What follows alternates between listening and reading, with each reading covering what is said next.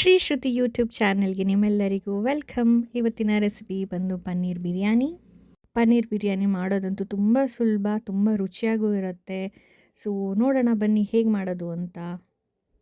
ಮೊದಲಿಗೆ ಒಂದು ಪಾತ್ರೆಗೆ ಒಂದು 4 ಟೇಬಲ್ ಸ್ಪೂನ್ ಆಗೋಷ್ಟು ಕುಕ್ಕಿಂಗ್ ಆಯಿಲ್ನ ತೊಗೊಂಡು 2 ಟೇಬಲ್ ಸ್ಪೂನ್ ಆಗೋಷ್ಟು ತುಪ್ಪನ ಸೇರಿಸ್ತಾ ಇದ್ದೀನಿ. ಇದಕ್ಕೆ ಮಸಾಲೆ ಪದಾರ್ಥಗಳಾದ ಒಂದು ಪಲಾವ್ ಎಲೆ, ಒಂದು ಚಕ್ಕೆ, ಲವಂಗ, ಮರಾಠಿ ಮೊಗ್ಗು, ನಿಮ್ಗೆ ಎಷ್ಟು ಬೇಕಾಗುತ್ತೋ ಅಷ್ಟನ್ನು ನೀವು ಸೇರಿಸ್ಬೋದು. ನಂತರ ಇದನ್ನು ಸ್ವಲ್ಪ ಫ್ರೈ ಮಾಡಿಕೊಂಡು ಖಾರಕ್ಕೆ ಅನುಗುಣವಾಗೋಷ್ಟು ಹಸಿಮೆಣಸಿನ್ಕಾಯಿನ ಉದ್ದುದ್ದ ಕಟ್ ಮಾಡಿಕೊಂಡು ಸೇರಿಸ್ತಾ ಇದ್ದೀನಿ. ಇದನ್ನೊಂದು ಸ್ವಲ್ಪ ಫ್ರೈ ಆದ ತಕ್ಷಣ 2 ಮೀಡಿಯಮ್ ಸೈಜ್ ಆಗೋಷ್ಟು ಈರುಳ್ಳಿನ ಕೂಡ ನಾನು ಸೇರಿಸಿ ಫ್ರೈ ಮಾಡ್ಕೊತಾ ಇದ್ದೀನಿ.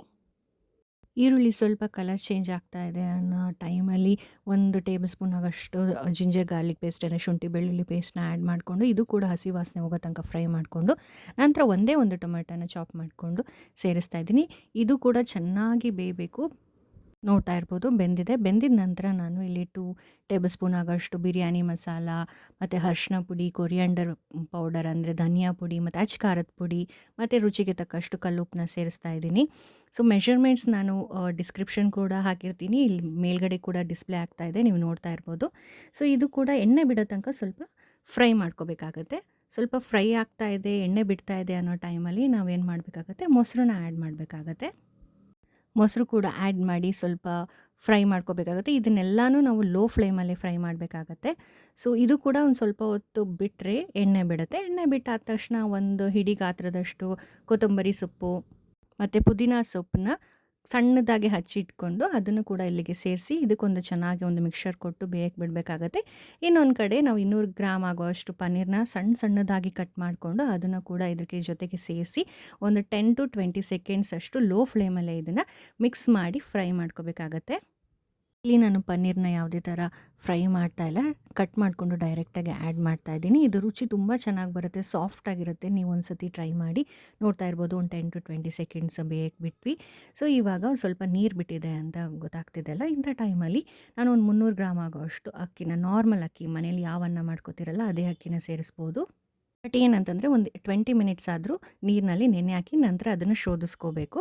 ನಂತರ ಇದಕ್ಕೆ ಬೇಕಾಗಿರೋ ಅಷ್ಟು ನೀರನ್ನು ನಾನಿಲ್ಲಿ ಸೇರಿಸ್ತಾ ಇದ್ದೀನಿ. ನೀರನ್ನ ಬಿಸಿ ಮಾಡ್ಕೊಂಡಿದ್ದೆ.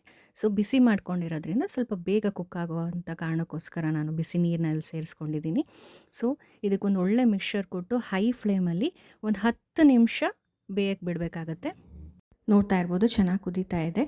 ಸೊ ಇಂಥ ಹೊತ್ತಲ್ಲಿ ನಾವು ಮೀಡಿಯಮ್ ಫ್ಲೇಮಲ್ಲಿ ಒಂದು 10 ನಿಮಿಷ ಬೇಯಿಸಿದ್ರೆ ಸಾಕು, ಬಿರಿಯಾನಿ ರೆಡಿ ಆಗುತ್ತೆ.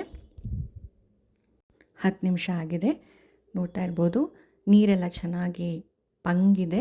ಸೊ ಇಷ್ಟು ಬೆಂದಿದ್ರೆ ಸಾಕಾಗತ್ತೆ. ಒಂದೊಳ್ಳೆ ಮಿಕ್ಸ್ ಕೊಟ್ಟು ಗ್ಯಾಸ್ ಸ್ಟವ್ ಫ್ಲೇಮ್ನ ಆಫ್ ಮಾಡಿ ಒಂದು 10 ನಿಮಿಷ ಹಾಗೆ ಬಿಡಬೇಕಾಗತ್ತೆ. ಅದು ಹಬೆನಲ್ಲೇ ಹೊಂದ್ಕೋಬೇಕಾಗತ್ತೆ. ಒಂದು 10 ನಿಮಿಷ ಬಿಟ್ಟು ನೋಡಿದ್ರೆ ನೋಡ್ತಾ ಇರ್ಬೋದು ಈ ಥರ ಬಂದಿರುತ್ತೆ. ಚೆನ್ನಾಗಿರುತ್ತೆ, ರುಚಿ ಕೂಡ ತುಂಬ ಚೆನ್ನಾಗಿತ್ತು, ಫ್ಲೇವರ್ ಕೂಡ ಸೂಪರಾಗಿತ್ತು. ಸಿಂಪಲಾಗಿ ಕೂಡ ಇದೆ ಅಲ್ವಾ ರೆಸಿಪಿ. ಸೊ ಟ್ರೈ ಮಾಡಿ ಮನೆಯಲ್ಲಿ. ರುಚಿ ಹೇಗೆ ಬಂತು ಅಂತ ಕಮೆಂಟ್ ಸೆಕ್ಷನಲ್ಲಿ ಕಮೆಂಟ್ ಮಾಡಿ. ಹಾಗೆ ಈ ವಿಡಿಯೋ ಏನಾದರೂ ನಿಮ್ಗೆ ಇಷ್ಟ ಆದರೆ ಲೈಕ್ ಮಾಡಿ, ಶೇರ್ ಮಾಡಿ, ಹಾಗೆ ಸಬ್ಸ್ಕ್ರೈಬ್ ಮಾಡೋದನ್ನು ಮಾತ್ರ ಮರಿಬೇಡಿ.